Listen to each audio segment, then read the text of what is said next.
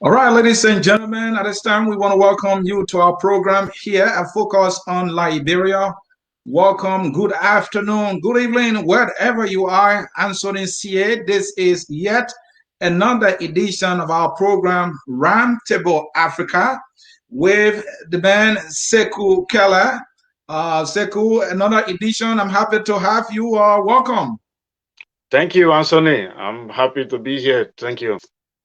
All right, folks, this is the third edition of Roundtable Africa. Roundtable Africa is a program here at Focus on Liberia where we discuss issues of Africa, around Africa, about Africa, and about Africans' contribution in every sphere of life. Welcome to Roundtable Africa, and let us talk about the things concerning Africa. Again, I'm Anthony Cyr. My man Sekou Kelleh is comfortably seated. We are also expecting Mr. Edward Amara, who is the co-host of this program. Mr. Kelleh is the host, and I'm just the moderator. Welcome. Hit that share button. Let's get into it. With this edition, we promises to be exciting, and this is where you want to be. Our topic for today, folks, let me give you the rundown here as we always try to do. Today's topic, Africa in Science and Technology. What a juicy topic. You must be here if you want to know whether or not Africa has been contributing to science and technology. This is where you want to be. And we have a series of questions that we will be finding answers for. I'm not the one who's going to provide the answers. Sekou Kelleh is here. Edward Amara will be joining us soon. Question number one: what's the historical contribution of Africans to science and technology? Do you really want to know the answer? Then you must be here. Question number two: what are Africans' contribution to modern science? You know, science has transformed, has been modernized. Things have been done differently. The word technology sounds familiar, right? Well, you want to know Africans' contribution? This is where you want to be. Next question: how can modern African nations develop a scientific culture without Westernization? Another good one right there. Let's go down again. Can science thrive in a religious or spirituality society? This is all from the African perspective. And last but not the least, how can modern Africa catch up with the rest of the world in terms of scientific progress? All is said. I see our man Edward Amara is joining us. He's joining us from all the way Freetown, Sierra Leone. A little bit of echo. So the ground rules here is that when I'm speaking, every other person should be able to mute themselves so that we will not have the feedback.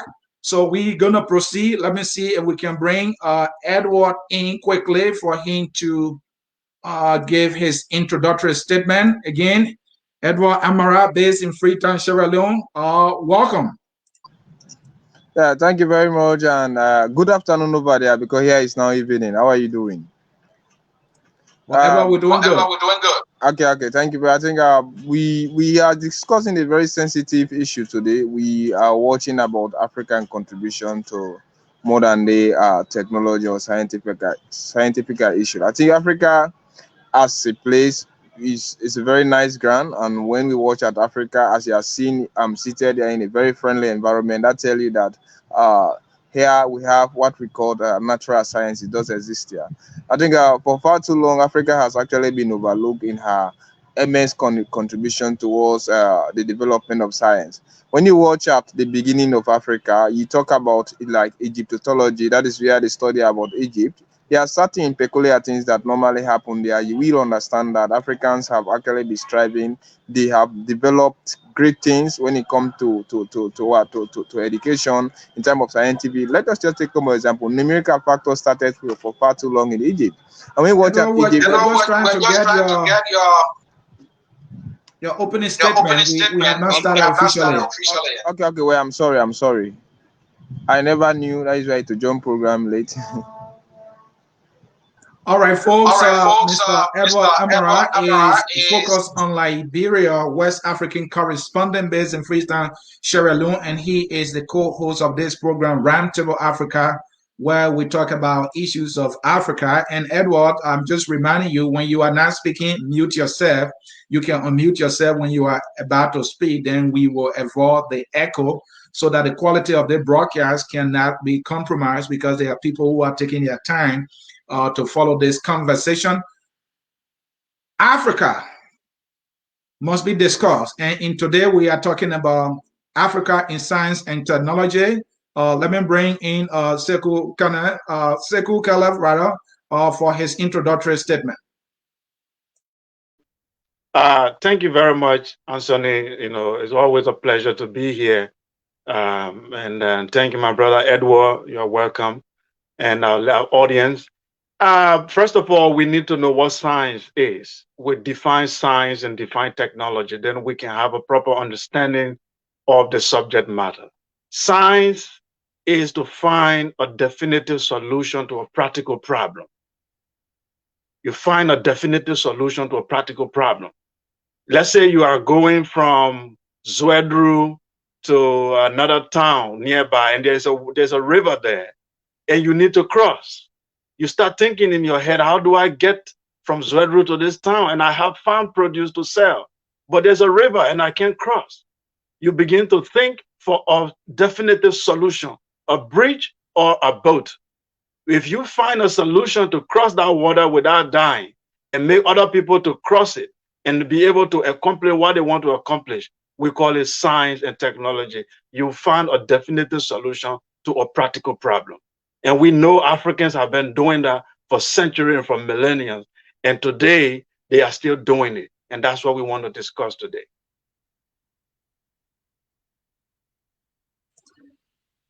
Thank you. Right there, Mr. Edward Amara. I would like you to come in for you to give your own understanding of what is science and technology. We're trying to find a practical definition, a definition that people can relate to in terms of practicality. We're not looking for the theoretical definition here, but science in application, what we know it to be in terms of practice. What is science and technology before we go strictly into our topic?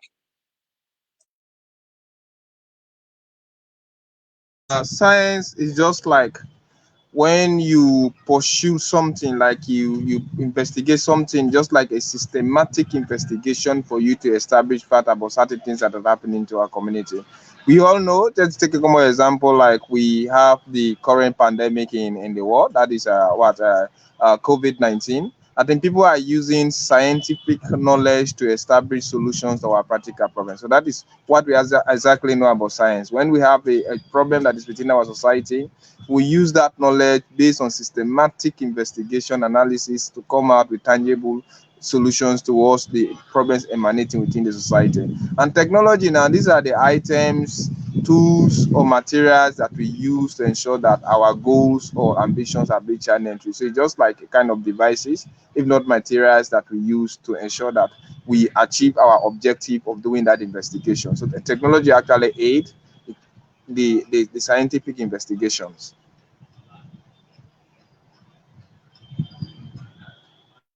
Edward, thank you. And Edward, try to keep the pace before you speak. Unmute yourself, and when you're done speaking, then you mute yourself. That way, we will have the flow and not having too much break, so that the conversation will flow. Folks, again, welcome, and we can welcome you enough. This is focus on Liberia on our program Roundtable Africa.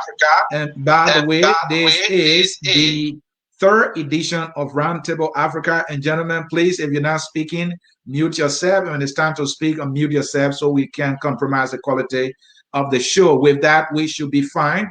So, folks, welcome. Let's get started. Our first question to get this conversation going, and Sekou, I would like for you to start. And here is that question.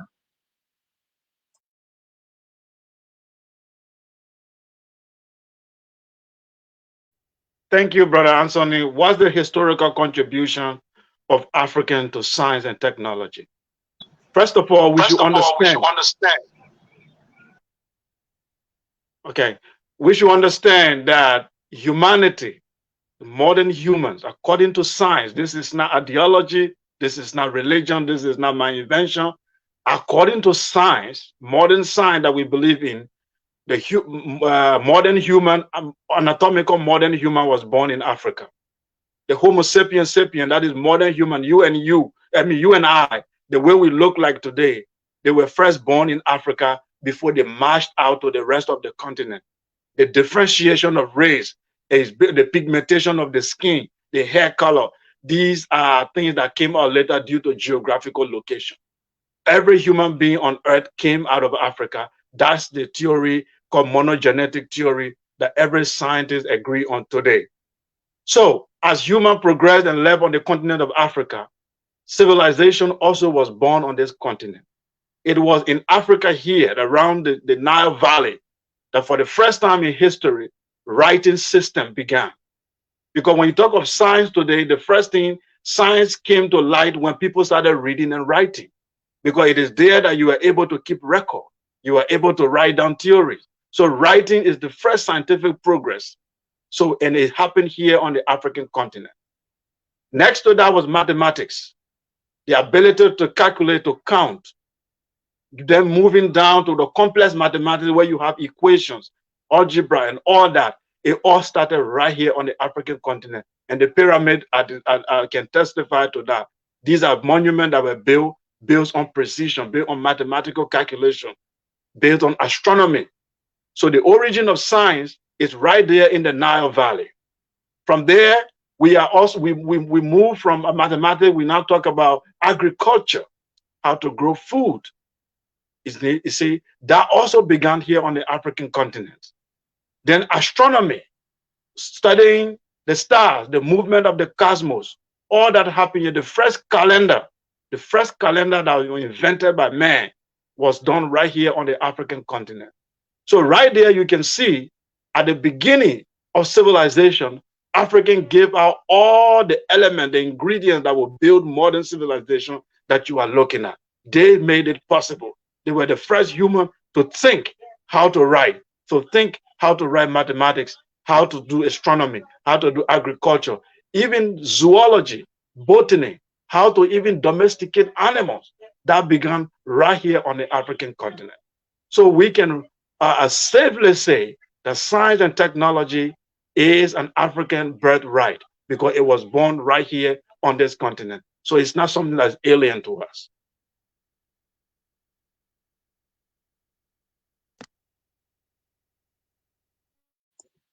Go ahead, Edward. Yeah, as she's rightly said, I think African is a kind of typical blunder when people try to eliminate African from modern day scientist development. Everything started in Africa, and Africa has the long human race history, and we all know that life actually began into Africa. If you watch at the Homo sapien, the Homo sapiens sapien, Homo erectus, and today we are the Homo sapiens sapiens. You must understand that from the Proconsul we come to the Homo habilis, Homo erectus, then Homo sapien, and Homo sapiens sapien. Today we are the Homo sapiens sapien. But we all know that the Homo habilis was the first man that started actually using tools, and those people we are found in northern part of, in the eastern part of Africa. You talk like Ethiopia, and as you rightly stated, you see when you watch at African scientific progress, we have started it for quite too long. It's just because that Africans we are only interested into what? Making certain investigation, proving it, but without properly recording it. And the white man was so careful to eliminate us from whatsoever progress that have been made. You take a common example like Egypt, they will tell you that without no Nile, no Egypt. It means the Nile actually existed because there is Egypt, and Egypt existed because there is a Nile. Without the Nile, there will be no existence of Egypt. You realize that the Egyptians actually utilized the Nile through that natural irrigation, that is taking away the water from the land to control it, to ensure that they have agricultural projects. And these Egyptians were carefully dividing that land into plots, into acres. So all of these things, they were using geometry to ensure that they implement it. And when you watch at the phenomena of Egypt, how Egypt is organized, and you watch at the history of the pharaohs, you will understand that Africa actually started for quite a long time. Even when you watch at in West Africa, like in Sierra Leone, we have community, we have people who produce salt. And all of those people that produce it, they started for quite a long time. So Africa has never been surviving without technology. I think the only fault was that it was not being carefully recorded. And when the white man came, he eliminated us. But everything that was science, it happened into Africa Africa, because we cannot actually survive without finding solutions towards our own problem. And the problems have been emanating into Africa. They have outbreak of diseases. They managed to solve it on their own. They have managed to ensure that they control certain communities. And all of those things, we are just trying to apply certain scientific knowledge to ensure that they get natural or if not artificial solutions to the problems that emanate within the community. So Africa have a very deep history into scientific contribution. As long as life started into Africa, the first man was discovered into Africa, and civilization also started into Africa. History, I mean, Egypt is a typical example. So Africa has an immense history when it comes to scientific contribution. Thank you, Edward. Edward, thank you so very much. Now, folks, we will move to our next question here, which is, what are Africans' contribution to modern science? And I will bring you in, Sekou. Yes, thank you very much. So when we talk of modern science, what we are simply saying is the age of industrialization, the age of machines, and the age of internet. So that's what we are in right now. So that age began around the 19th century, moving to the 20th century, and things improved until we are in the internet age. So from 19th century upward, when you look at Africa very well, let's look in the villages, in the town, what you find, you see a level of industrialization that have already started. For example, our people were using things like palm oil producing soap. That's chemistry right there. They were producing their own soap. They're using those palm oil, some of them, we don't do them today because we kind of like feel our local industries have to die. But when you come in the 19th century Africa, you'll meet our mothers and fathers. They were having textile industry producing clothes. The northern part of Nigeria was almost supplying clothes to the Middle East because they were able to produce dye. They were making their own textile made from cotton fiber, and they were producing their own clothes, dyeing them with different color that they wanted. So they were producing this thing already in the 19th to 20th century. Clothes, already we were producing them. We were doing a lot of work with oil and producing a lot of stuff. Mass production were going on. Yes, machines, when it comes to machines, we can attribute that to Western progress that already started in the West. They made a lot of progress when it comes to machines. But a lot of things on mass production, if that led to modern science, were already in place in Africa. Even in the agricultural sector, different crops, crop rotation, what crop to plant at what season, already all these things were already in place. So African contributed at the beginning of the 19th to 20th century to what we call a modern science. Now, when it comes to inventions, you find that Africans that were even taken out of Africa and taken to the United States, they contributed a lot to some of the inventions that we have in modern time. Let's begin with telephone. When you speak of telephone today, everybody, they assume that Black people did nothing. But if you Google Louis Latimer, you find that Louis Latimer, the light bulb that I'm using right now, and the phone we are using, Louis Latimer contributed a lot. When Thomas Edison made the light bulb was so hot that it could not be used. It can only stay for less than an hour. It will go out because it was so hot that you can't use it anywhere. It was Louis Latimer who decided to change it and fix it in a way that we are using it today. So each time you put on your light bulb, it was an African called Louis Latimer who made this possible, including the telephone. You see, so we moved now even to the internet age. Okay, a Nigerian contributed to modern internet that you are seeing. Okay, Philip Imagweli is one of those who contributed to this computer internet age that we are in. So Africa has never been left out in every age of science and technology. What we don't have in post-colonial Africa is that we do not control the institutions. This because science is not just having the knowledge alone, but building institutions that will be able to control this knowledge, to control the economics, and be able to pass this knowledge, institutionalize the knowledge. That's what the European did.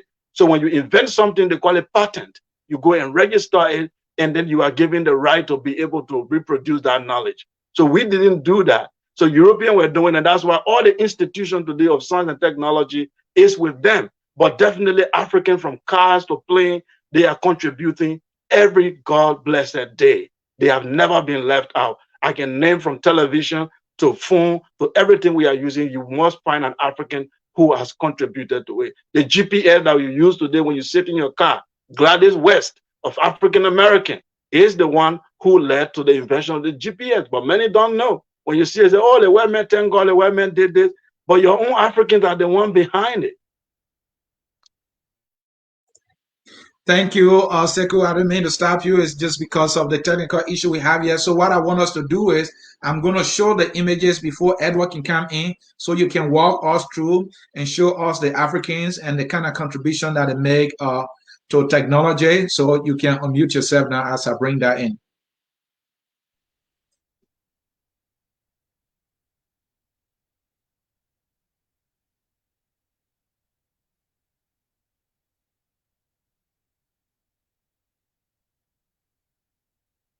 Okay.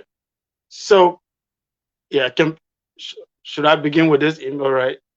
I can start with whatever image on the screen. So here, you have the calendar.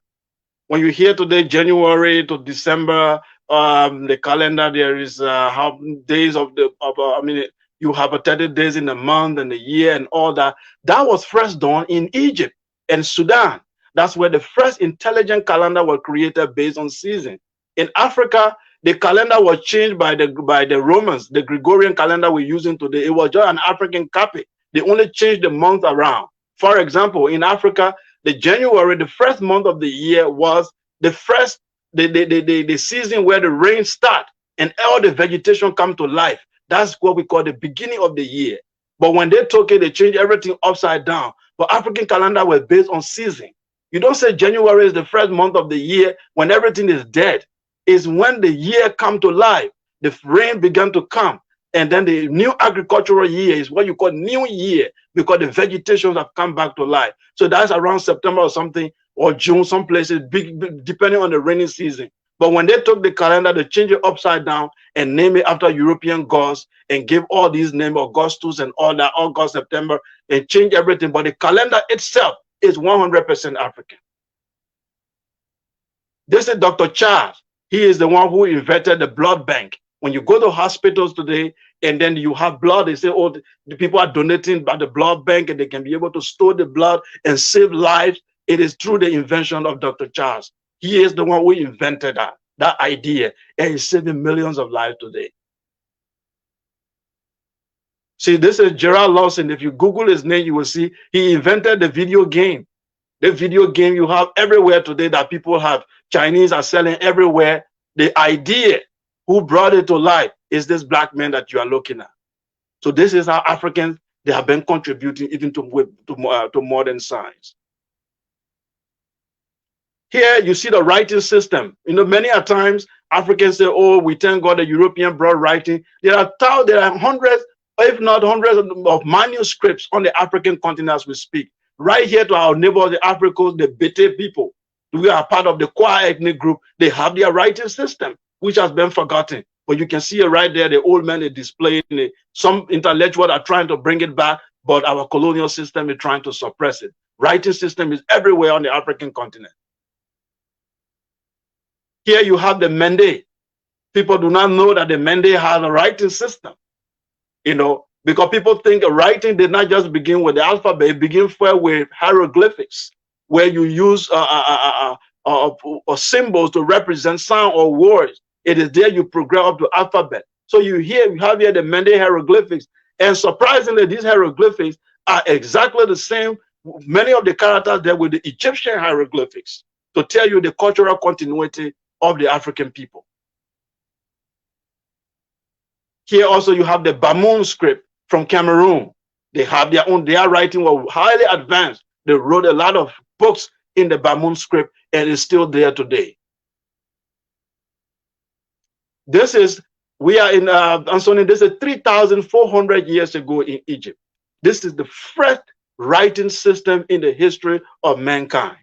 There was Babylonia was nowhere, Greeks were nowhere, Rome was nowhere. Nobody knew that even writing was a thing. Africans of the Nile Valley in Sudan, this is the way they started writing, using animals, birds, symbols to represent sounds. That's how writing began.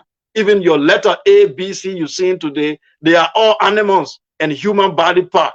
The A is a bird. The B is human foot. This is where these characters that we are just reading today with sound, they were actually initially animals and human body part making sound. Eventually, they changed them into just ordinary symbols.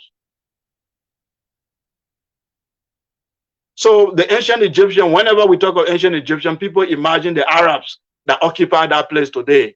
It's like when you speak of American today, people imagine the white people and the black people there. But those are not the real Americans. The Americans of America were Native Americans. So when we think of Egyptian today, we are not speaking of those Arabs that are passing around there. We are speaking about the ancient ancestor Egyptian that did not call themselves Egyptian, but Kemite. And Kemet means black. They were the original people that occupied that land from Sudan, from Uganda, Congo. They went down the Nile Valley and created their civilization. So when we speak of Egypt, we do not speak of Arabs or white people. We speak of the ancient Egyptians that were black people. These are images they left by themselves in their graves, everywhere in stone. So no white people will depict themselves like this. So there's Otis Boykin. He's also he is the inventor of what we call the pacemaker. Every computer, radio, anything you use today, there is something in there called the pacemaker. It's very important to electronics. It is this man who invented it.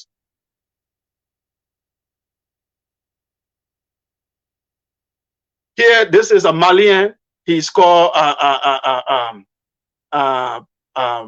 his name skipped my mind. He is a Malian that worked with NASA. This brother is one of the first people that invented the robot that traveled to Mars.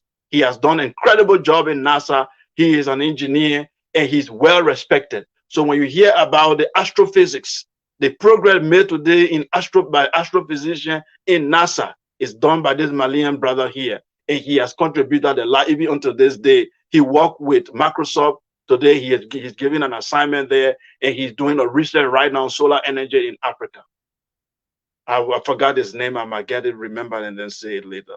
This is brother Louis Latimer that I talked about. Everybody know Thomas Edison. When you go to school, oh, Thomas Edison invented the light bulb and this other guy here invented, but they don't talk about Louis Latimer. And Louis Latimer's name is there. It's the only, you even Google it. Louis Latimer contributed to the light bulb in your room right now and the telephone in your hand right now. This is Imhotep. Imhotep, he is known as African architect of the cosmos. He was a real person, lived in Egypt about 3,000 years ago. He is the first polymath, a multi-genius. He was an architect, the first building built by bricks for human being to have the conception of building an upstairs building of marble, of the pyramid you see. This is the guy who built it. He was the first medical doctor in the world. He was the first architect, the first mathematician, and the first philosopher. He is worshipped even by the Greeks as a god. So all we are saying here, this is Western civilization before you. For the past, they did all this struggle just 500 years ago. And they learned from around the world and build their civilization. Africa can turn around the hand of time and be able to achieve this achievement that white people just achieve all their progress just within 500 years.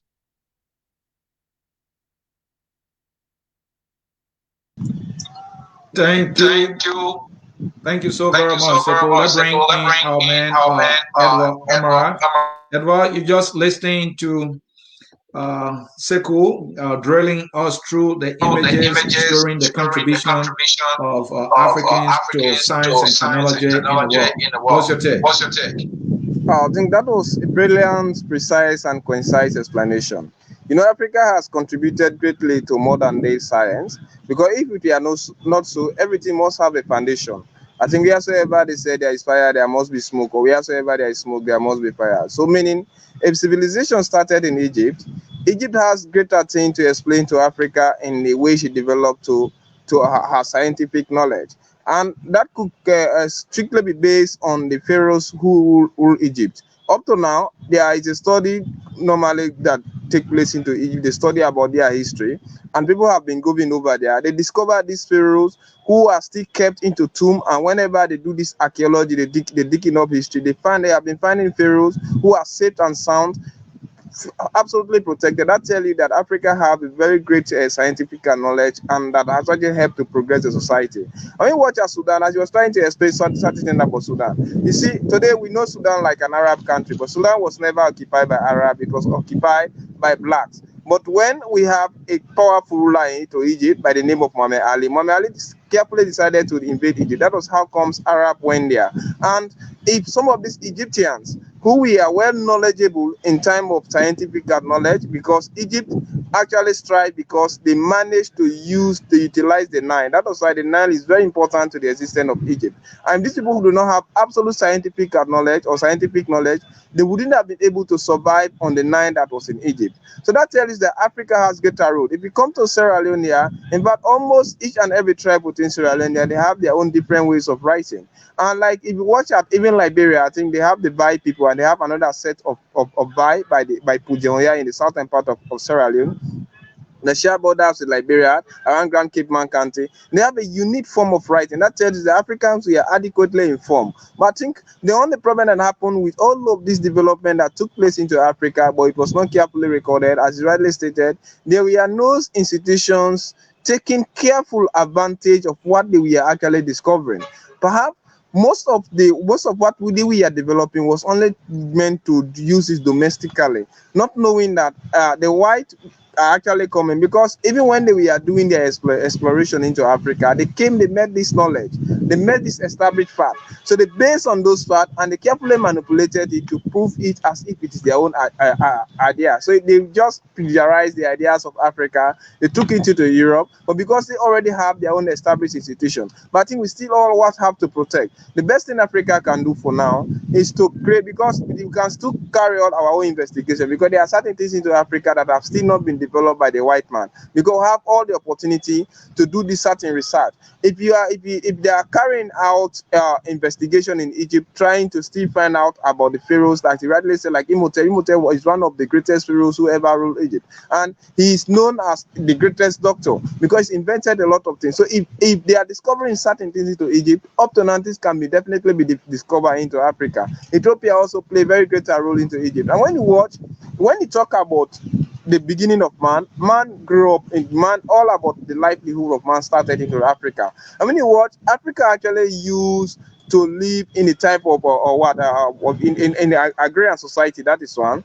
And they use the manner of their living was never meant into living into big cities. They tell you that they live from one place to another in search of food, and in search of food they must use scientific knowledge. How do you think fire came into Africa? They used to crack stone together, and they developed the use of stone. And why do you think the Northern Africans decided to come and establish certain state into Africa? When you talk about the Mali Empire, it was because certain things that we actually found into Africa. So all of those things we are used. So that tells you that Africa has vast knowledge into the modern day scientific knowledge that we are having. The only problem was that there were no institutions that took careful advantage of those discoveries Africa made and those things Africans invented on their own to use it as our own history. Today we are only left with certain scrabbles to present them to the world. But he who knows should know better that Africa has greater part to play, because everything started into Africa. It means even when it comes to science, we have greater things, because the white people came and explored Africa to discover us as a new world, and they discover new ideas. Most of those new ideas are what they managed to build into Europe and the other Americas.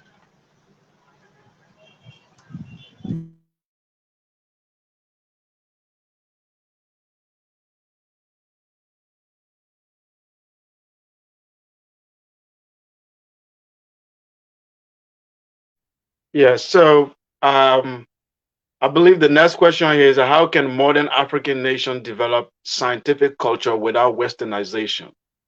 It's important for us to, differentiate between Westernization and scientific progress, because people think they are synonymous. They think that in order for you to make progress, you have to be westernized. And in order for without westernization, then also you can have science and technology. It's absolutely not true, because as we said, science is to find definitive solution to a practical problem.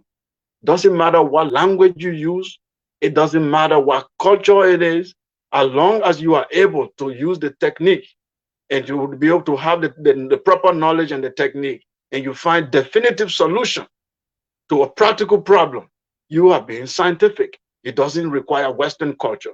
So Africa of today is having Western culture not because it's the way to progress, it's because of colonization. It's because through colonization, we've been told that in order for us to move into the future, we need the white man language, we need his culture, we need his behavior, and we need his attitude. And that is not the way to go. Africa can make progress by looking inward, by looking at what, like we said, looking by providing definitive solution to practical problems. What are the problems we have today? We have political problem. We have economic problem. We have the industrialization problem. We need science and technology. So the only thing we can learn from the West today is just the technique and the skills, the technical aspect and the skill. But we do not need Western culture. That has nothing to contribute. Our languages can be improved to a level that they can incorporate scientific vocabulary, and we can build it. That's like I said in the last program, the Chinese are building some of the best machines, the Japanese, without using English or French. So let nobody fool you that science is naturally embedded in European languages. Absolutely not. These European languages were even formed yesterday. The European tribes were brutalized, they were beaten and forced to speak Latin. So when Latin broke up, it gave French, it gave Spanish, it gave Portuguese. These are all dialects from one Latin language. The English is a Germanic language. So that's how they broke up.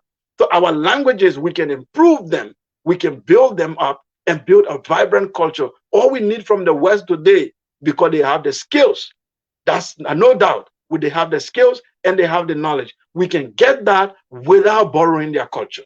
So Africa have absolutely no reason to borrow the white man expression and his worldview. He only needs the skills to be able to revitalize and revive the African civilization.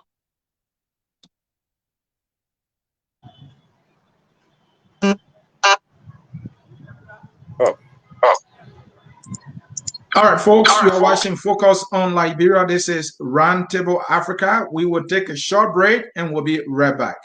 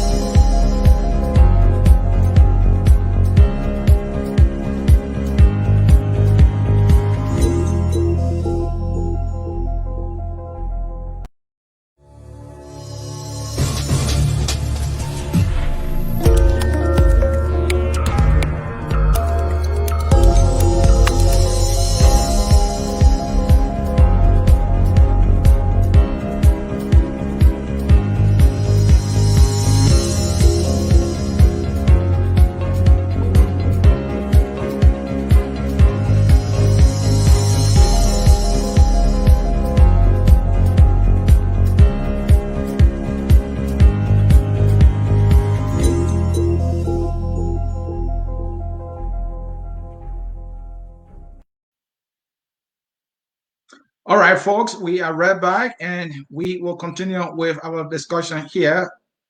Focus on Liberia on our program, Roundtable Africa. I will now bring in Edward Amara to give his contribution to the question.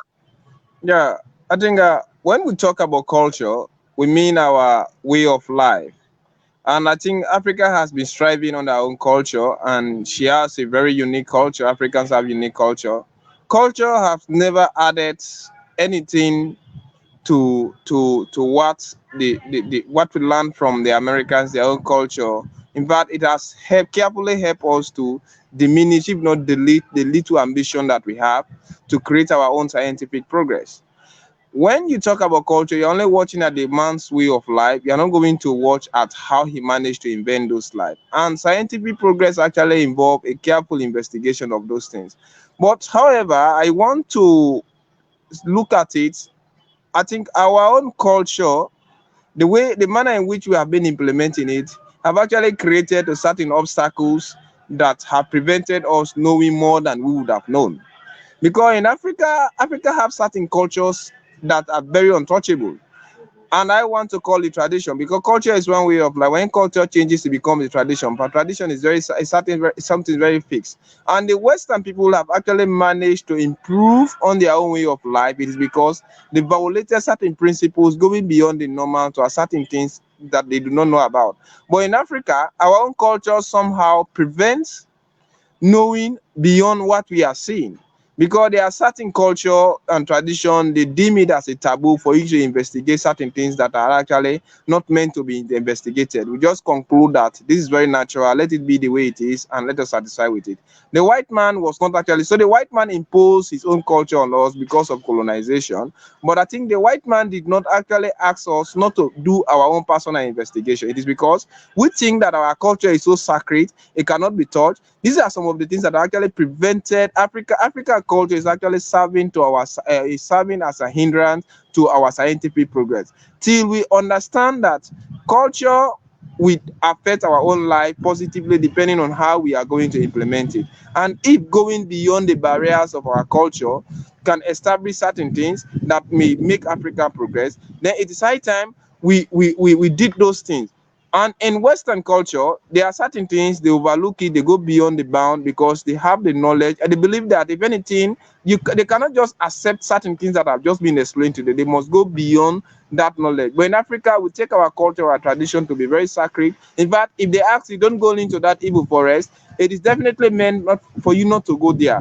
And if you are not going into the evil forest, if there is anything emanating that is destroying or that's even creating trouble towards your living condition, as long as you have not visited the evil forest, you are not going to do any careful investigation. You are not going to know what is going on there, and you are not going to find any solution towards your own life. So I blame Africa because we have treated our own culture so sacred, so important, so untouchable, and it has already become a tradition. That is why we are finding obstacles, and the white man have carefully violated his own culture, made some scientific progress, and now they are forcing us to live their own way of life.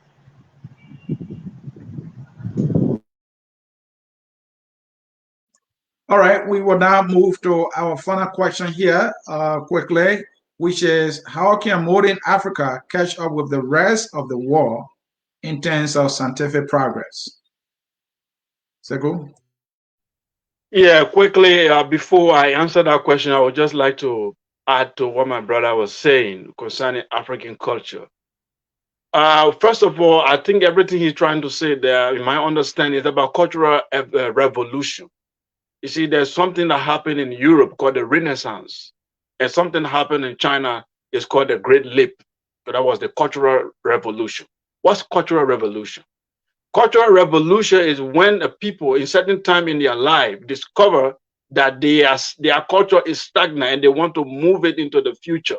They want to make material progress. They want to make intellectual progress. So they try to move their culture into the future, into the new norm, into the new understanding. So they break barrier and then they improve their way of living using that same culture. Sometimes it's based on the European did it through Renaissance, that they look back into their past and look for the best of their culture, which was in Greece and Rome. So they use that as a classical model. Classical model means they use it as a standard to be able to improve their culture of that time. What has not happened in Africa is the cultural revolution. We have not gone through any cultural revolution. The European culture we picked up, that's not cultural revolution, that's cultural alienation. That is, we took a strange culture and put it side by side with our culture. So we treat our culture as a tradition. Tradition means it's relegated to the past. It's kind of, there is a difference between it and civilization. So we push it aside and treat it. So we have traditional wedding and we have civilized wedding. We have traditional dressing, then we have civilized dressing. Europeans don't do that. It is what they have, their tradition is what is their civilization. So what we needed to do with what we call cultural revolution, we should have brought our culture into the present. We should have improved our culture to meet new reality. We should have improved our culture to meet the new challenges that we are facing. By so doing, we drop the things that are unnecessary and we embrace the things that are important. But by leaving our culture behind and moving forward, we are doing the wrong thing that other people are doing right. That's why we are not moving forward. So the problem is us. Cultural revolution is what is needed. Now to the question, how can a modern African catch up with the rest of the world in terms of scientific progress? It's very simple. It is this cultural revolution we are talking about right now. Africans need to look at themselves. You see, science is a culture. You need to improve, first of all, because people, when I look at African government, when they want to do development, they pass around and build little roads, they patch little roof. No, you improve the intellect of the people. The people are the one who will bring about the progress. So the first people you invest in is the human being. You improve their way of thinking. You improve the quality of their lives. Then by doing that, you give them a new way of thinking. There are people in African countries don't even know that they have right.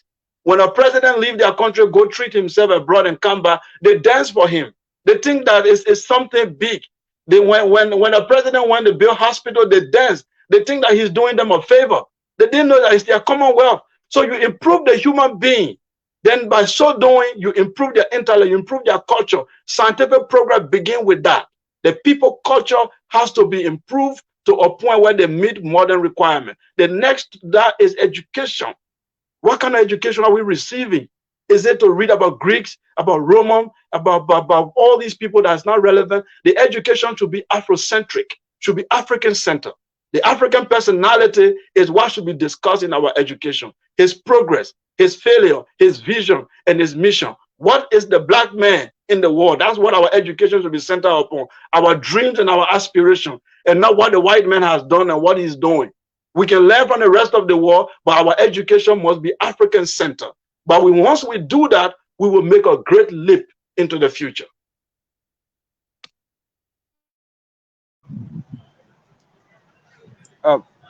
That was also a very brilliant contribution, and I think it is very common. They say the best way to destroy a country is to destroy the educational system. That is where you will see doctors will start giving when we start giving injection to patients who can easily die. You will see medicines building homes that are easily broken down to kill children. You will see engineers constructing roads that are creating accidents. I think the best thing that Africa need to do is to catch up with the modern world, especially that the first world in Europe or in America as the first. We need to change our own political ideology. I think the political ideology in Africa is so selfish.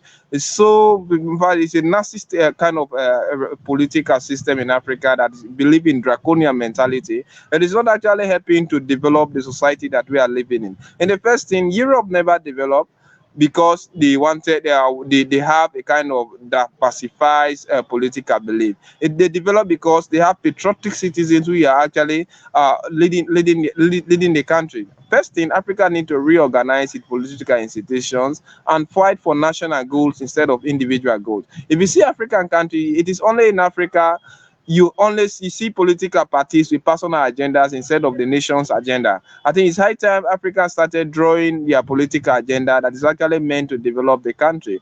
They should improve on institutions. Sierra Leone, Liberia, Guinea, South Africa, Tunisia, Egypt, wheresoever you name them, they can definitely not develop them when they are only depending on the Chinese mentality.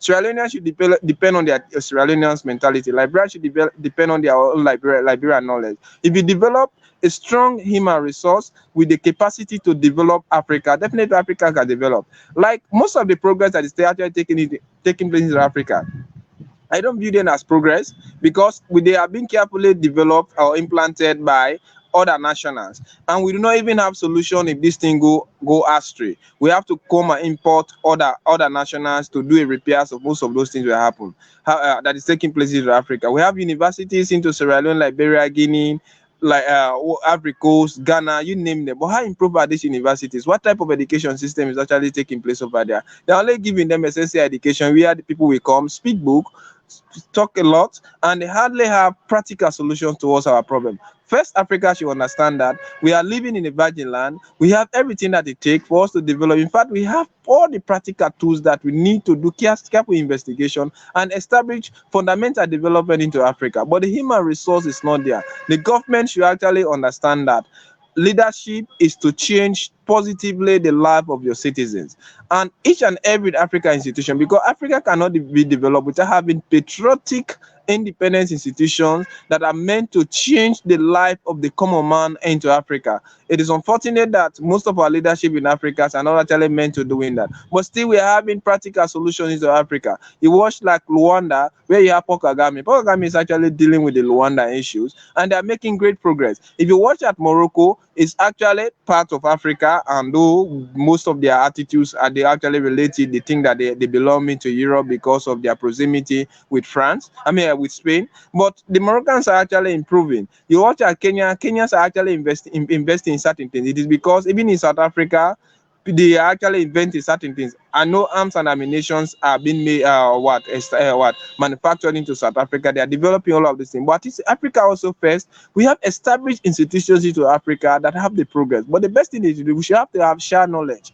We should improve on the African unity, AU, that is over there. Africans should allow other Africans who have the brain to go and develop into this university free of cost, like what is happening to the EU. The EU have a very good progressive system where if an EU citizen is living in Belgium, another one in France, that person have the same capacity to go and live into another country as long as it is part of the 27 countries of EU, and they are still meant to pay the same university cost. And you are seeing knowledge is being shared into Europe, and Europe is developing as a continent on their own, and they regard themselves as one. Unfortunately, Africa, we are so selfish, we are so self-centered, our government are unscrupulous, they are not doing anything. So without changing the political mentality of Africans and actually having institutions that are going to fight for the progress of Africa, development will be far-fetched idea. But we still have the tools. We should develop a brand idea. That is why the curriculum need to be changed. Patriotism need to be taught into the curriculum that we're having into Africa. People should learn how to hate corruption, how to develop institutions, how to create a kind of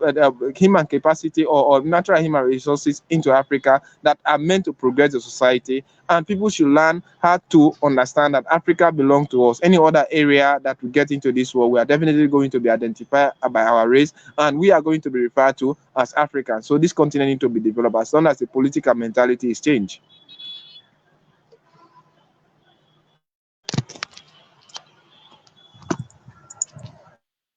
All right, folks, you are watching Roundtable Africa, and thanks for sticking off with us here. We are almost at the end of this third edition of Roundtable Africa. We see that it's getting dark there in Freetown, Sierra Leone, where our colleague is and joining us from. We are at the closing, and so we will take your closing statement, Mr. Amara, so that we can take leave of you. Can develop to catch up with the modern world is for us to have strong political leadership that are willing to change the mentality of Africans, improve on our education system, improve on our medical facilities, and share knowledge. Knowledge should be shared. I think the first mentality or ideology that Pan-Africanism was to create a solidarity into Africa, to share knowledge and ensure that the African integrity and progress is being maintained. If development is to start into Sierra Leone, let it progress all over Africa. I think it is high time they return to the Pan-African mentality and achieve those goals, because all of those goals are meant to progress Africa, to solidify Africa, to protect it against aggression, to protect it against any exploitation, and to ensure that Africa compete with any other continent. Mind you, China population is more than Africa. Africa is just a small continent.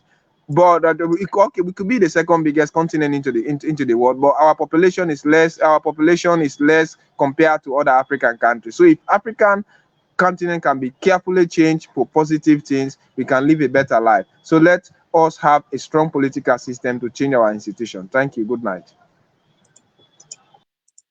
All right, that was Edward Amara, the co-host of this program, Roundtable Africa. As always, he joined us from Freetown, Sierra Leone.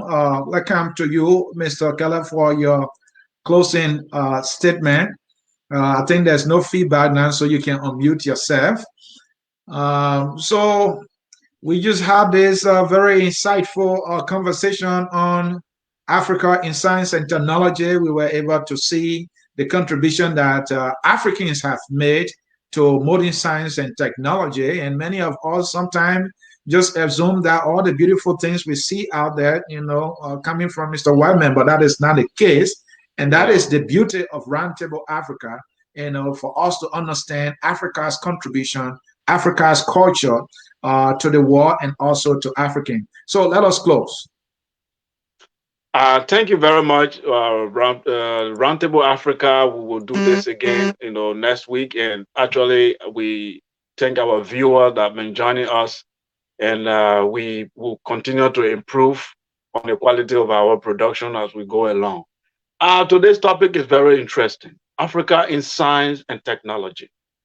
We must understand that modernity was formed by science and technology, and the next 1,000 years, where people are calling the next millennium, will also be determined how people make progress with science and technology.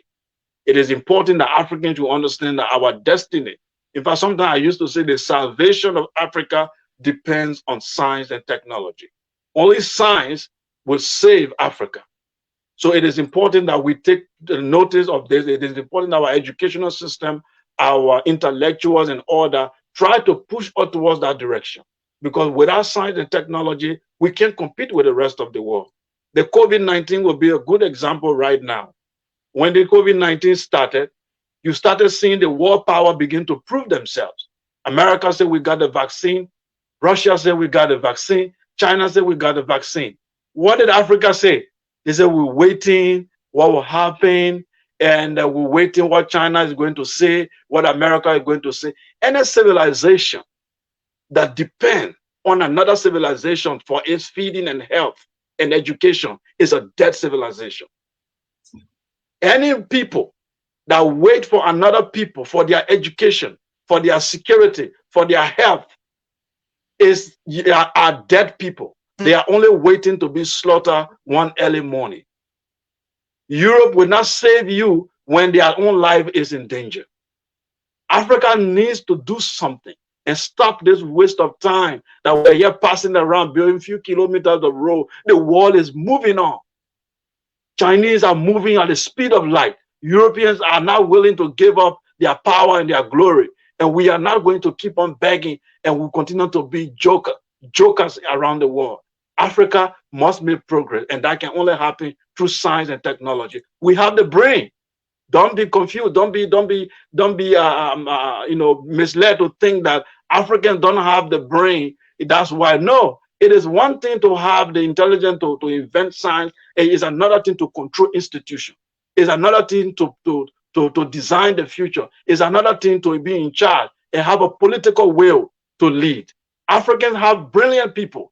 They are all over. Even NASA recently made a breakthrough. They sent a robot to Mars. And guess what? A black lady was there who made some of those things possible. We have the people here in Africa that can make it possible. All we need is the political will, the science of organization, and good leadership to be able to do it. And with that, I want to close and say science is the future, and science is the reality of the human evolution. Mr. Sekou Kelleh, thank you so very much for your contribution here at Roundtable Africa. We appreciate you so very much. This program comes on next Wednesday, same time, live here at Focus on Liberia. We will always take this time of the week, which is Wednesday, to talk about the issues about Africa, Africa's contribution, and what we Africans can do. He said it all. Science is the new magic. If you believe in magic many years ago, that magic is not working anymore. The magic that works now is science. And he's saying Africans have the same intellect that the Europeans, but we have to come together and make it work. I mean, the thing about coronavirus is revealing. He's right. Africa is just waiting for Europe to produce vaccine when we could go into our labs. I mean, if you look at our immune system from what we've seen so far, Africa is not as badly affected as the West. Imagine if we have come up with something. But the last time I checked, they were talking about some kind of sorrow from Madagascar. and that did not go anywhere, and some of them started dying. We can't put ourselves in these herbs. Those herbs, we can build on them, we can improve on them, and that's what the Westerners are doing. And we have to create the labs, we have to make the necessary investment so Africa can own Africa, run Africa, and save Africa, and not wait for the Westerners. On that note, I want to thank you again, Sekou. I want to thank you, Mr. Edward Amara, and those who follow us here at Focus on Liberia. We want to say thank you. This is how we close with our usual song, We Are All Liberian. Folks, bye-bye.